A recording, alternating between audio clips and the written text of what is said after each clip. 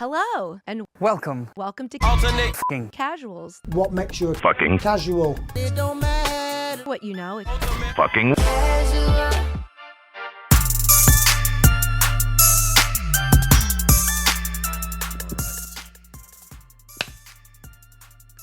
Ultimate effing Casuals have convened once again.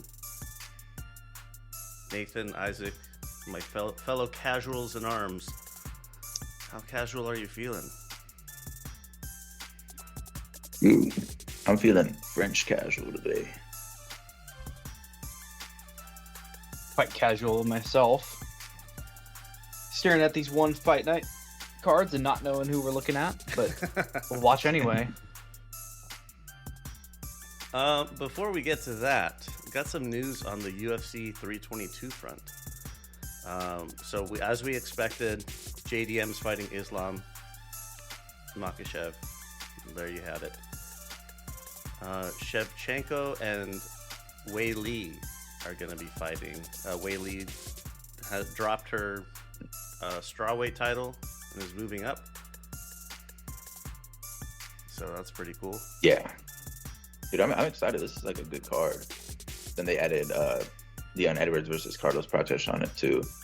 Like these top three fights, very, very good. That pretty much alone sells the pay-per-view. Shevchenko versus Zhang Weili is probably the second best women's fight that can be made right now, right behind Amanda Nunes versus Kayla Harrison. I'm really excited for this card. JDM versus Islam as well. Pretty big fight. Islam trying to collect the title in a different division. JDM had success against Bilal, so I think there's gonna be a lot of discourse in the build up to that. I still favor Islam, but I think there's room for debate there. But yeah, a very, very solid card. It's definitely a definitive opportunity for Islam to prove that his striking skills are legit, because there are a lot of people that doubt that, but if he wins this fight, he's going to have to strike at a pretty high level to do it. Like he will have to do that. So God, if he wins and that sets up a Topuria fight or Islam like proves his striking to that level, like damn, what a fight that would be. Yeah. Dude, and it's JDM might be the best puncher that Islam is going to be facing. I mean, JDM has serious power behind his hands. It's his defense is going to have to be on point for this fight whenever they're on the feet. So there's a lot of questions that need answering for the fight. I'm really excited for this one. I'm still thinking about JDM's takedown defense. It's pretty solid. Yeah, I mean, Bilal, who is I would assume naturally bigger than Islam, was not able to do it. He was not able to do it. So, I mean, let's see. I think Islam is a better wrestler grappler than Bilal is, but we'll see. I think that'll be one of the first questions that needs answering in that fight is whenever Islam shoots his takedown, because we know he's going to shoot. How and can JDM defend? So yeah, I'm very excited for this one. I'm glad we knew it was on the way, but I'm glad it's officially announced.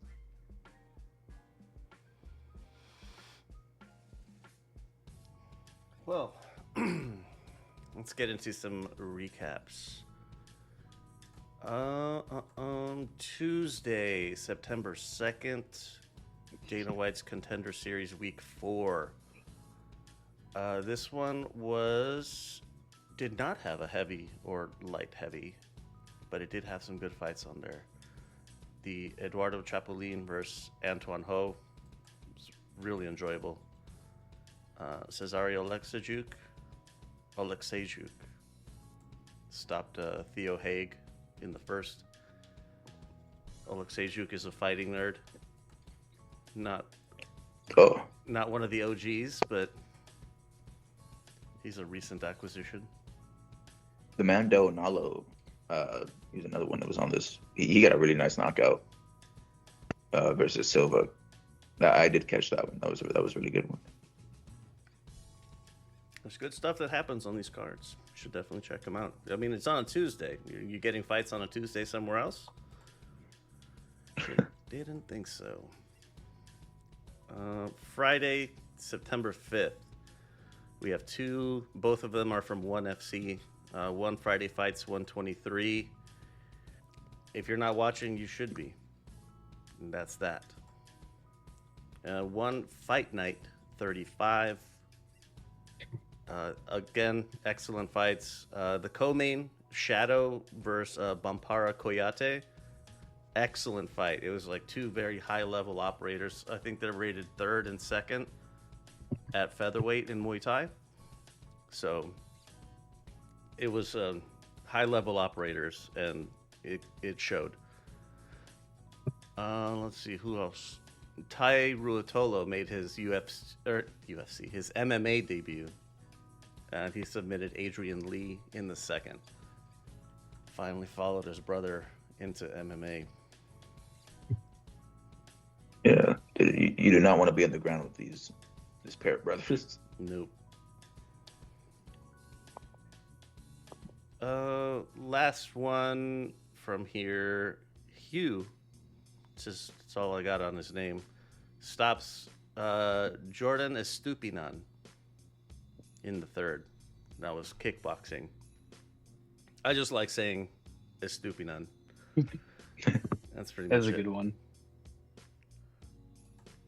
And all right, moving to Saturday, September 6th, UFC Fight Night 427 at the Accor Arena in Paris. Holy shit, what a card.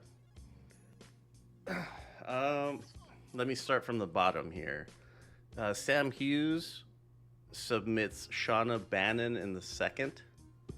Women's strawweights. Rinat Fakhretdinov, I believe it was, stops Andreas Gustafsson in the first. This was a nice one. Dude, Gustafsson just came in like, he was already fighting with urgency like 10 seconds in. I have no idea what he was doing. And he just got lit up. I mean, his entries were like super messy. Yeah, I mean, I'm surprised he sort of came out like that. But yeah, I mean, I don't know what he expected. It's a nice finish. Robert, I think they said Brichek. I think that's what it was. TKO 3 over Brad Tavares. This was a good fight. Yeah, it was a Dude, good fight. Brad. Dude, Tavares in the first round, I thought he was out. He was getting like pummeled up top. He took a crazy amount of damage in the first round. The second round starts, man, he finds a way back. He starts bringing it to Robert.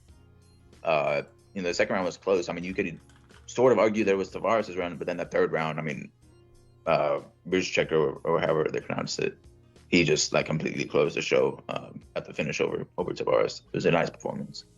Very good fight. Sam Patterson stops Trey Waters in the first. Those were welterweights. This was a nice knockout. Trey Waters looked lost, man. Patterson hurt him up top. Patterson, I did not know about him coming into this, but apparently he's like on a 4-fight like KO streak at the moment, I think is what I saw. And man, England should maybe start looking at backing this dude, because I mean he's big for the division. I think he's 6'3". His power is what it seems like. I mean, Trey Waters is completely lost. This was a nice finish, man. England should maybe start looking at getting behind him. Oh, maybe somebody that England should look at backing off of. Kawe Fernandes, TKO 1 over Harry Hardwick. Rest in peace, yeah. Harry Hardwick's leg.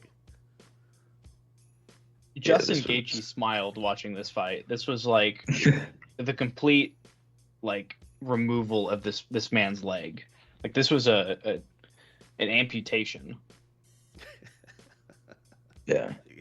Credit to him, bro. He tried to walk off the first few. I mean, he was limping around bad, and like even Fernandes was like, are you gonna stop this? This dude can barely walk.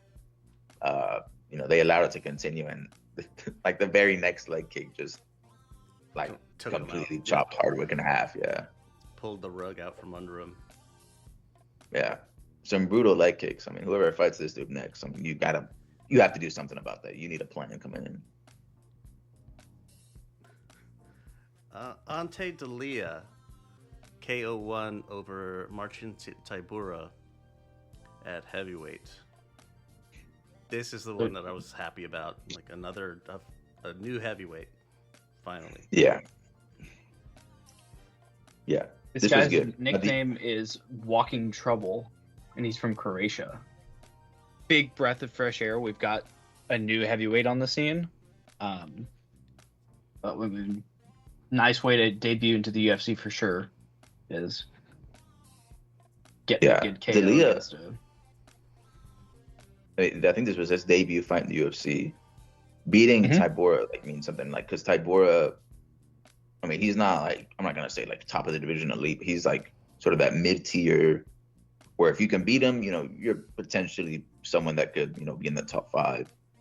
He's a decent gatekeeper. But what they were showing, and I didn't know this, until the UFC showed us in the broadcast, Delia is in Tom Aspinall's camp. So I don't know if that would affect a future fight between them.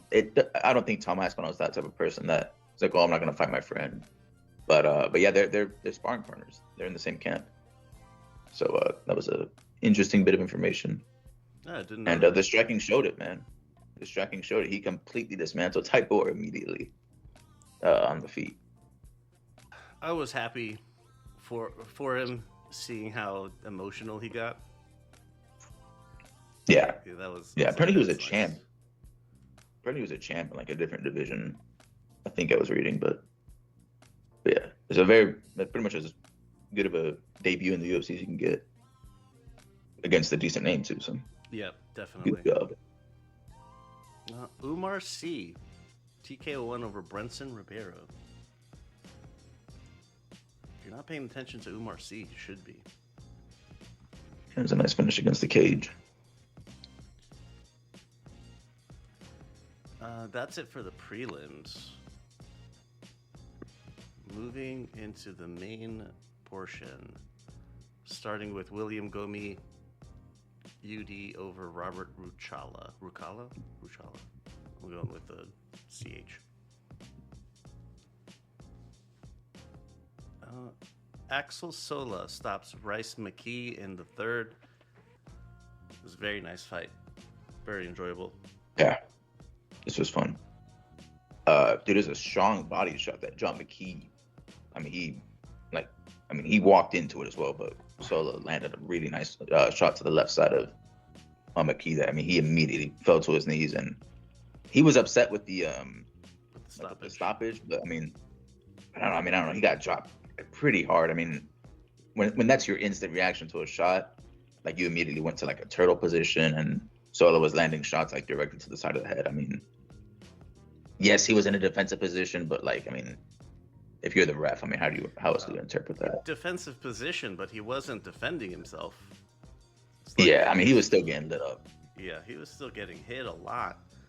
So no, I thought it was a good stoppage. Yeah, I had no issues with it. Mason Jones stops Bolaji Oki in the second. Another big knockout. Yeah. Dude, this is a fun fight. That was a great fight. That Kimura, that hurt to look at. And he muscled. There was some moments, man. Dude, Oki knocked Jones down hard. I thought this fight was over.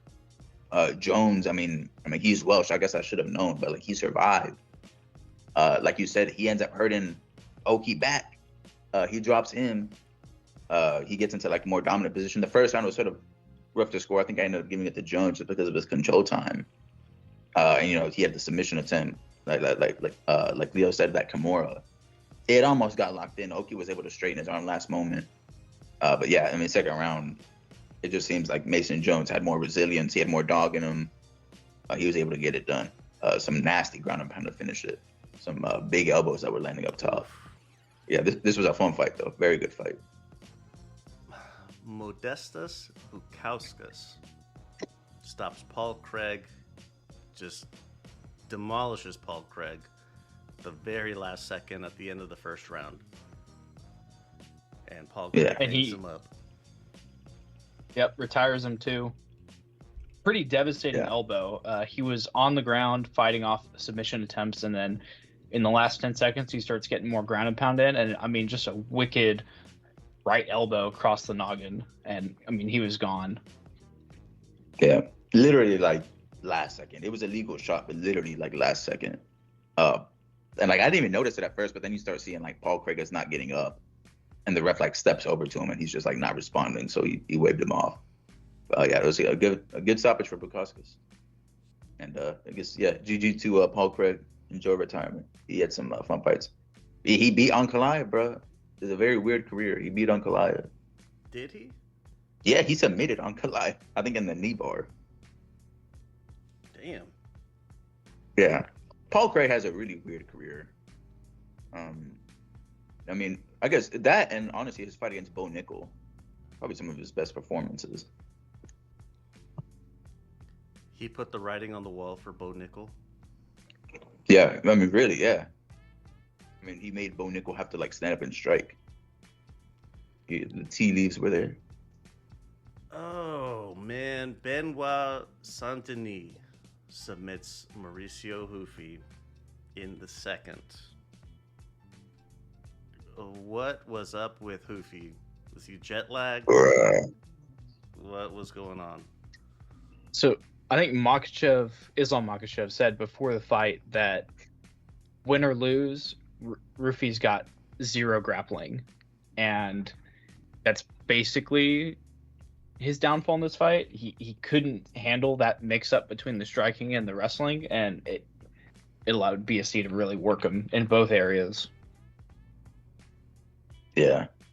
I think just in general as well, like, dude, BSD just had, like, more dog in him. He, like you said, Nathan, Hoofy just could not deal with that forward pressure that BSD had on him. I mean, he had to defend from the strikes, and then he'd get backed up to the cage. BSD would, like, throw up the clinch, and he just, I mean, he really was just lost out there. I mean, whenever he would get to the ground as well, he was like somewhat defending, but I mean, in the second round, he got flattened out, and I mean, yeah, it was over from there. Yeah, really lackluster performance from him, but that's a very, very good win for BSD, especially because like Mauricio Hoofy, he had some good momentum behind him right before this fight. Like I think if Hoofy would have won this fight, I mean, we're talking about potentially like a top 5 matchup at that point. I mean, towards the bigger names. So, yeah, he completely derailed Hoofy. And a win at home, too. I mean, yeah, a really, really good win. Yeah. We were talking about it beforehand, but the crowds, like electric crowds, we talked about it last week. And like this, I would like to go to a UFC Paris card. Oh yeah, that's like one of the better destinations. Yeah, they're loud, man. It's, I mean, and not like loud as like obnoxious loud, but they're like, you know, like fans, like true fans. Like they care about their fighters there. It's a good atmosphere. It's a very good UFC atmosphere. Oh, yeah. I was supposed to use this one. The Fighting Turds go 0-2. Nasruddin Imavov gets the UD over Caio Borralho. Pretty underwhelming fight, but it was pretty clear who was in charge.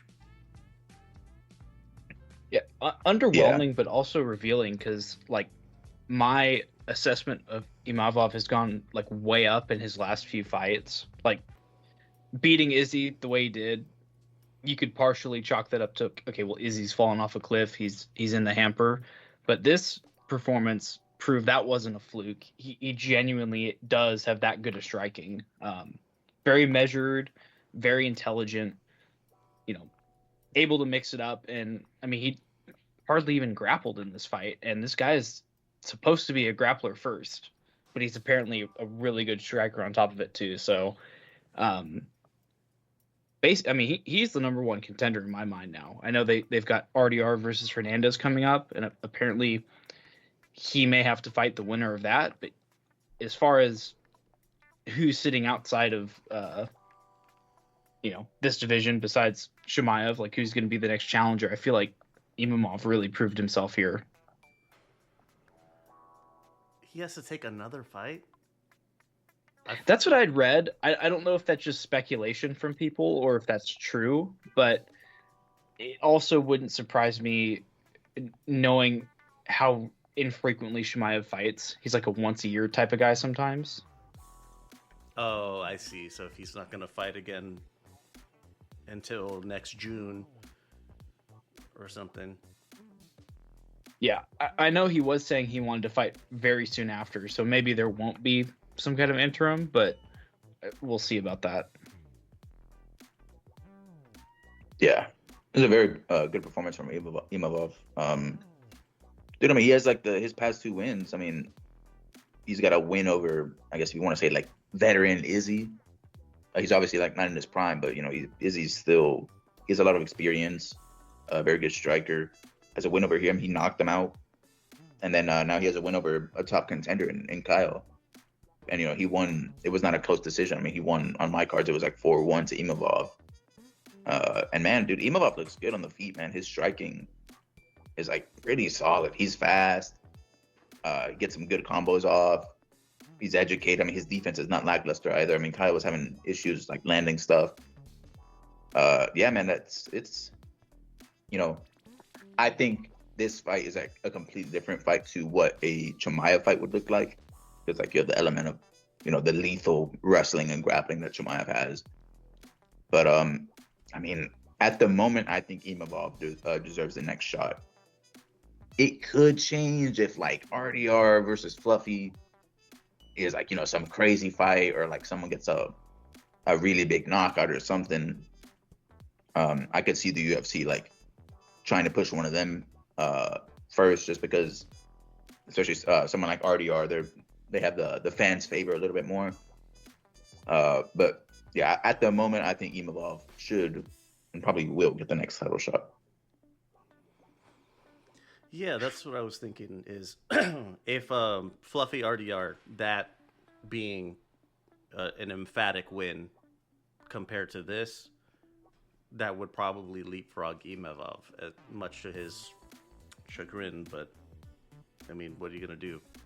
He could have, when he did push the tempo, he had Baraglio on the run, and like his corner kept telling him like you need to get off first, and for whatever reason he didn't. Yeah, I mean, dude, the speed advantage was like so clear to see in the fight.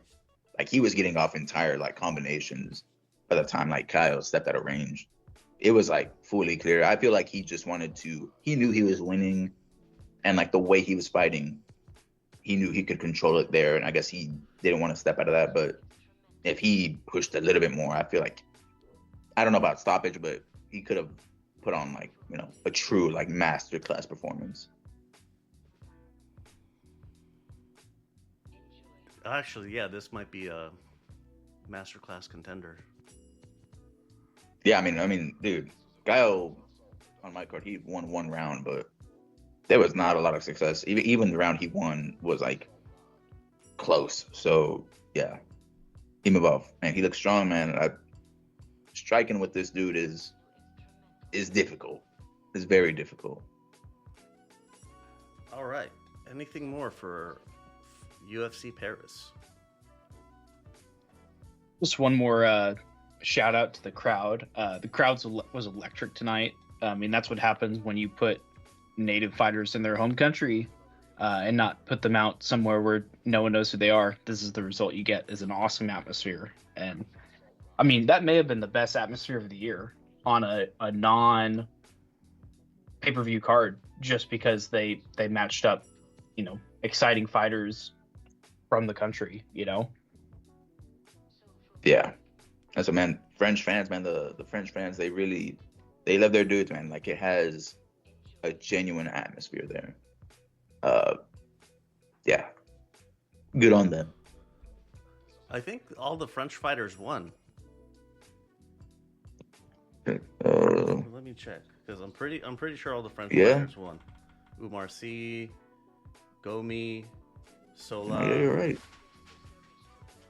BSD, and yeah, Imavov. All the French fighters won.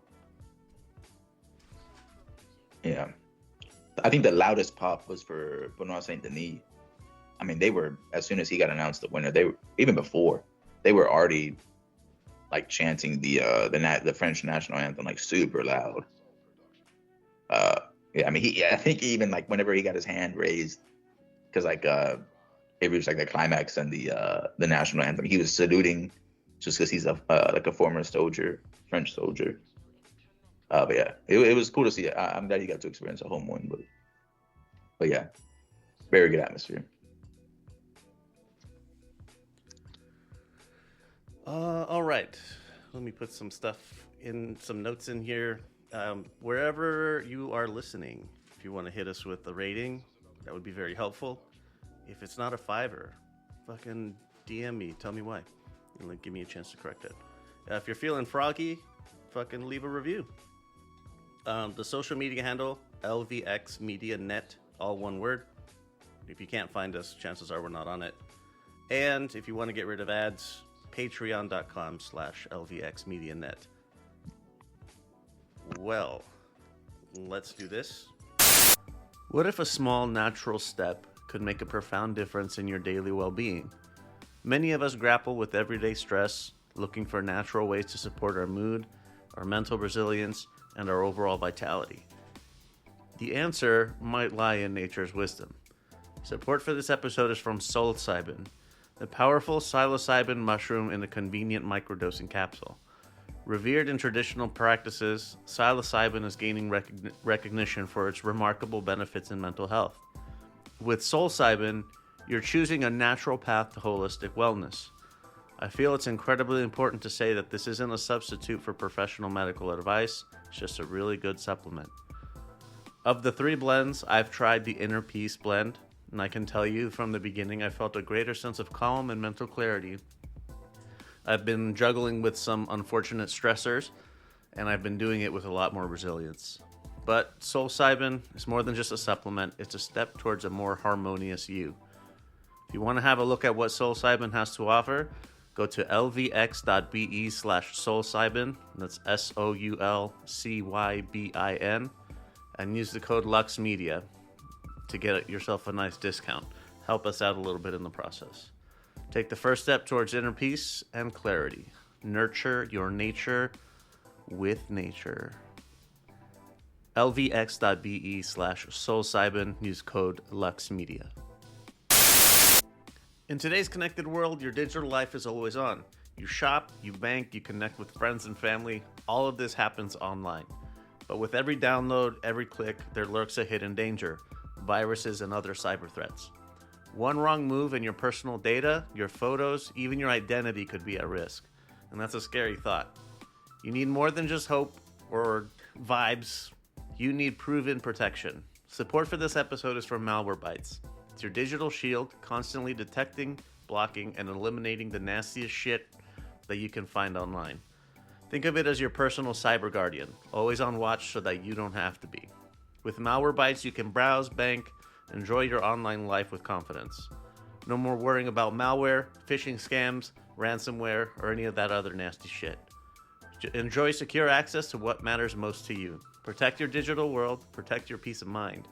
Take Malwarebytes for a trial run today. Go to lvx.be/mwb and invest in your online security today. All right. We are into our previews.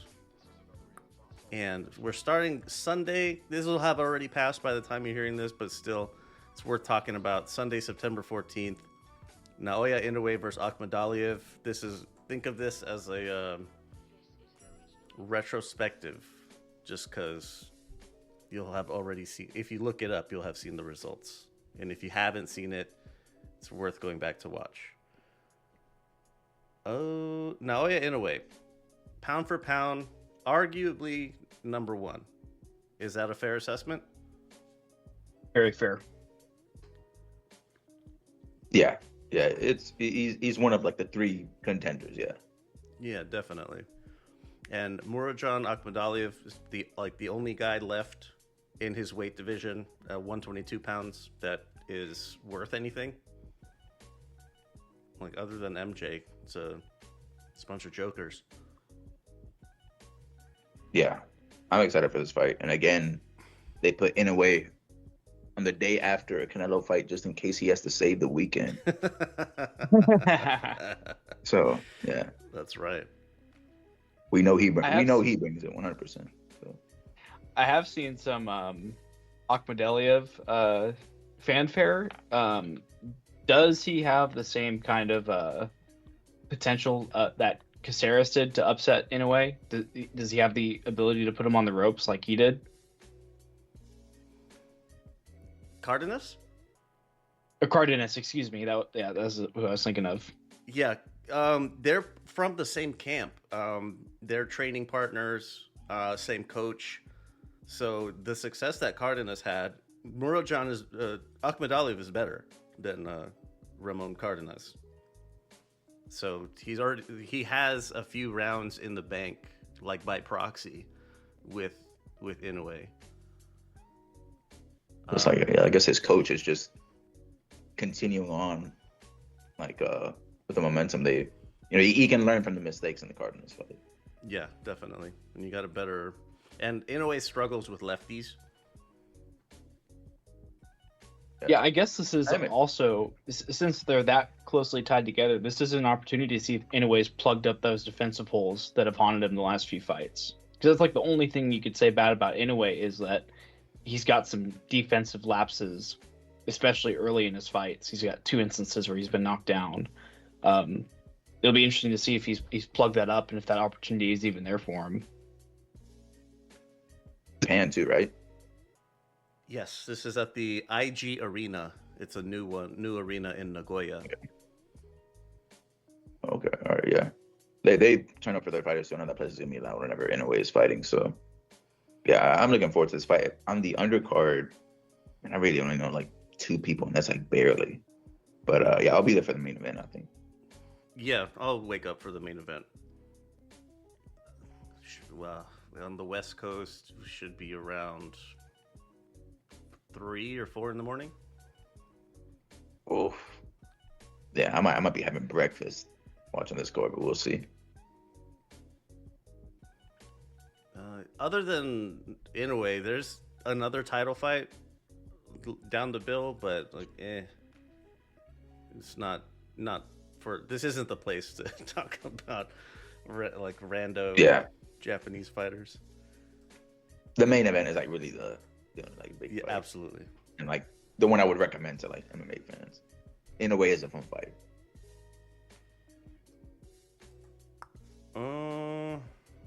That's it for the boxing stuff.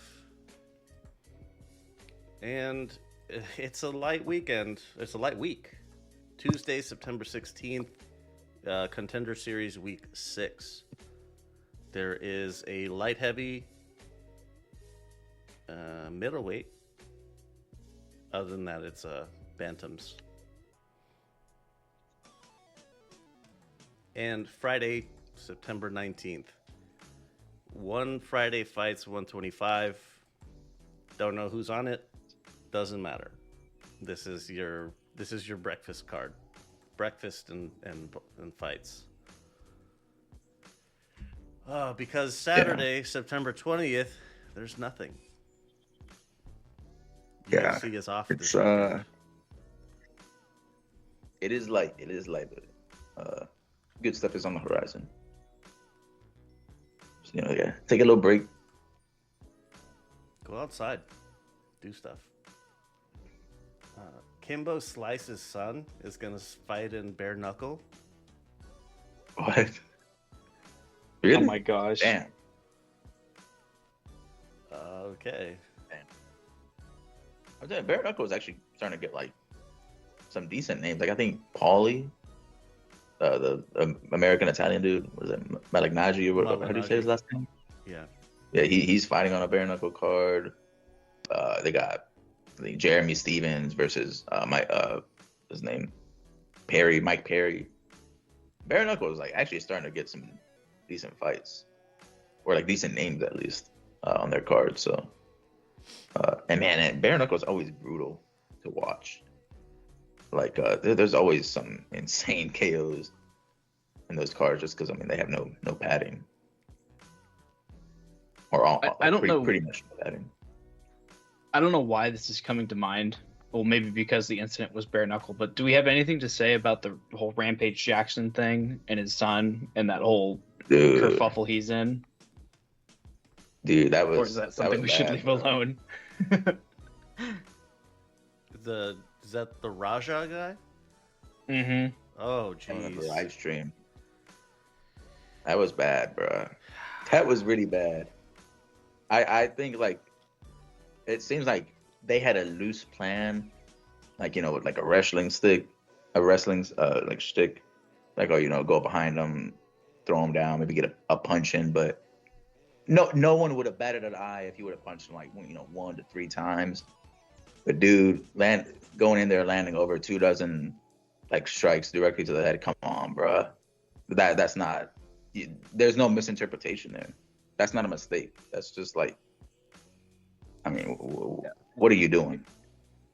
And the way he was raging afterwards about like, I'm tired of people playing with me. That sounded like I hate to be armchair psychologist, but that was like repressed childhood memories coming up. Like he took out a couple decades worth of anger on that guy. Yeah, I mean Rampage Jackson. We knew him early on, like in the UFC. He was also this like raging guy. I mean that's why his nickname was Rampage. He has like the famous clip in The Ultimate Fighter of him like just absolutely destroying a door. Yeah. I mean he also has anger issues. So like I'm not surprised that first of all that he's perhaps not a good father, but that his son also has similar rage levels like he did. But yeah, dude, all around a crazy situation. I'm glad the dude's alive though. I'll tell you that. That's I was actually worried. Like whenever I saw the clip, I was like, damn, did I just see someone get killed? But I'm glad he's alive. Have you seen the UFC White House event? How they have where they're gonna do the certain things, like the weigh-in is gonna be at the Lincoln Memorial. That's awesome. Yeah, they're gonna, dude. Okay, so I think we have like a rough date. It'll be in June of next year. So it'll be the weigh-ins, like you said, Lincoln Memorial. They're talking about possible warm-ups or like walkouts from the Oval Office. Like, first of all, I don't know how they're gonna allow. Like, I doubt they're gonna allow fans into the event. Like, there's just that's too complicated. But obviously, like the Lincoln Memorial weigh-ins, like that'll be for the public. You can just show up because anyone can go there. But yeah, I mean, this is a wild thing, bro. A wild thing. I mean, we'll see as it gets closer. There'll be like more information to come out about it. But this is like really wild. Walkouts from the Oval Office. Possible. That's what they said. Possible. What? Yeah. That's crazy. That is insane. Yeah. I saw that and I was like, what the hell is happening? Yeah. And then, dude, with this CBS deal on Paramount, like that is one of the cards that will be aired on CBS, like regular TV. Oh, yeah, absolutely. Like, you don't even need, like, if that is, if it does get made, that will absolutely be on there. I mean, it's gonna, I mean, because that'll 100% reach like the mainstream, like casual base, just because, I mean, it is the White House. So, I mean, that'll do numbers. I feel like if it actually happens and they go through with it. Should John Jones be on the card? And if I were to put John Jones on that card, I'd have to make him sign a contract saying like, you forfeit like $3 million, or you forfeit some type of, like we have to make it so like he loses something if he doesn't show up. Otherwise, like, how can we really trust him? If you're not able to compete for any reason, you not only do you forfeit your purse, but you also forfeit further. You have to pay up because you fucked this up somehow. Yeah, I mean, because that is a big card for them, and if last minute John Jones pulls out, I mean, who are they gonna get to replace? I mean, because especially on that card, they have to go through. They're gonna have to do like some special things because it is the White House. There's like security issues that need to get situated. So like last minute, there's not gonna be any last minute changes. I feel like if someone pulls out. I will say that like it's rumored that Kayla Harrison versus Amanda Nunes might be on that card, and that is a fight I'm actually really looking forward to. So yeah, I am excited if that fight does get confirmed to be on that card. You know what I would say, if you're gonna get Jones to fight, you can't give him a fighter that he would perceive as potentially being able to beat him. So like I say, you just give him a fight versus Derek Lewis, right? Because you're probably gonna have him on that card anyway. And I mean, I think you'd have to do. Can you imagine if they also got McGregor? Right, they got all these guys out of retirement just for this clown show card. That's just a entertainment showcase. Yeah, we finally the get issue with that is versus Chandler. Oh, I guess I forgot about the Michael Chandler aspect to it because I was about to say on this card, much like they do cards in France or China or wherever they go, you want to put hometown fighters, they need to try to make it so there's an American at least on every fight slot. Because I mean that would be cool. But yeah, Michael Chandler, he would fit that. He would fit that. You would want the red hats. Especially like Colby Covington. Oh, I completely forgot about Colby. Yeah, I mean he just got a little bit washed by Buckley, but I mean yeah, I'm sure they can find some matchup with him.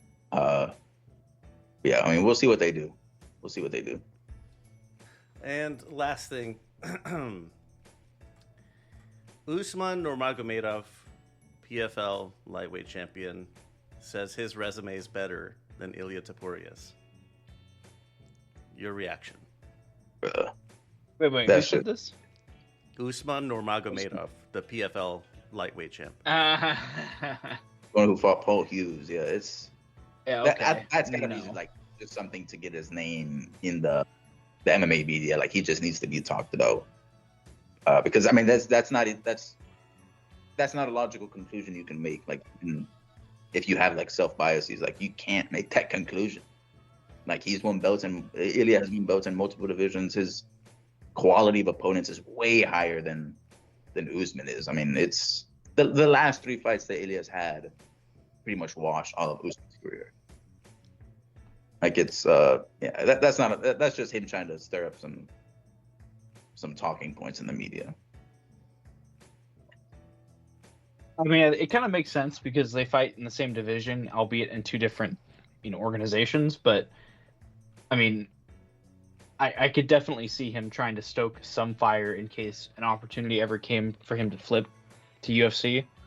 I mean, Ilya's the name right now. I mean, he still has a long way to go to reach the kind of star power we've seen out of the UFC guys, but he is probably the top of the sport right now.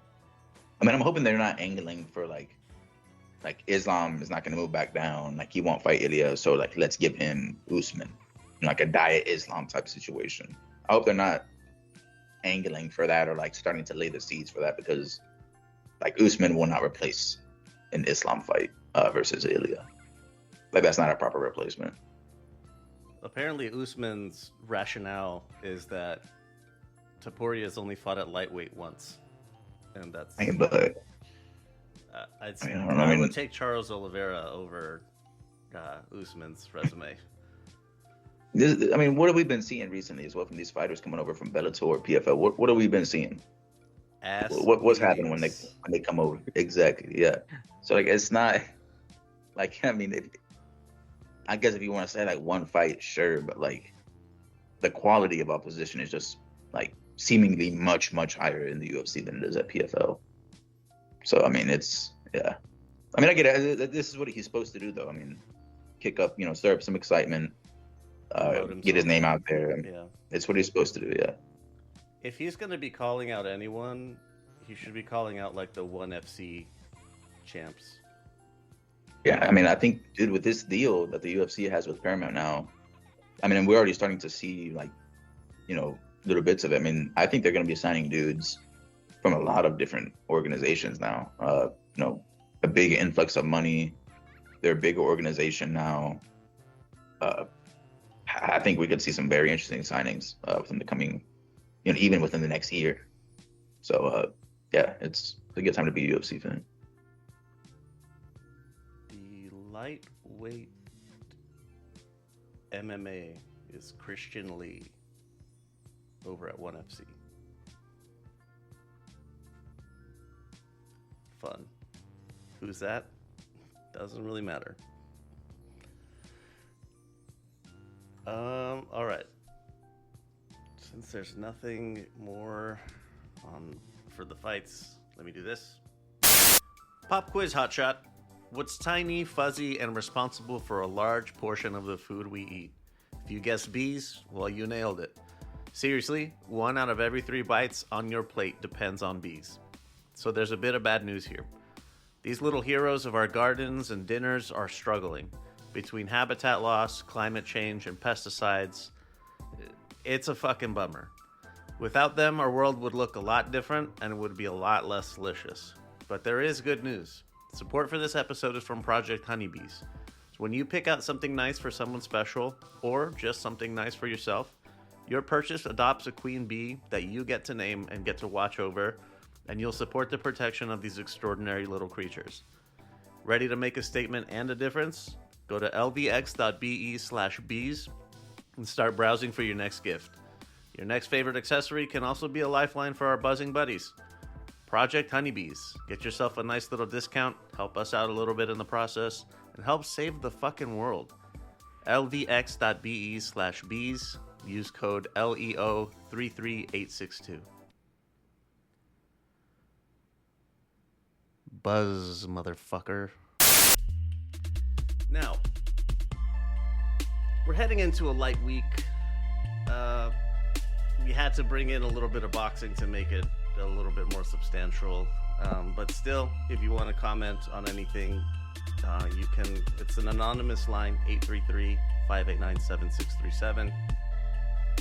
Call or text, whatever you prefer. If you want to chat with us directly, lvx.be/discord. And that's how you get yourself joined up. If you go through Patreon, mentioned earlier, you get yourself a role. You can help. It helps bypass a certain amount of the hazing that happens for new people. So, yeah, keep that in mind. But you don't have to go in as a gray if you want. With all that said, join us. Yeah, with all that said, parting words. Dude, for me, I'm gonna say it is a light week, but there is some very, very good stuff coming up, and in back to back weeks. So just hold tight, go outside, plan something for the weekend. We got other sports on at the moment, so yeah, find some other stuff to do, and just hold tight. There's good stuff coming up. Yep, good boxing on the way. The UFC's really kicking into gear, charging into this Paramount deal. A lot of their big stars are coming out in the latter half of this year, so just keep an eye out, and we'll be here talking about them. All right, that's gonna do it for this edition of the Ultimate Fucking Casuals. We'll see you next time. Yeah, see ya. Peace.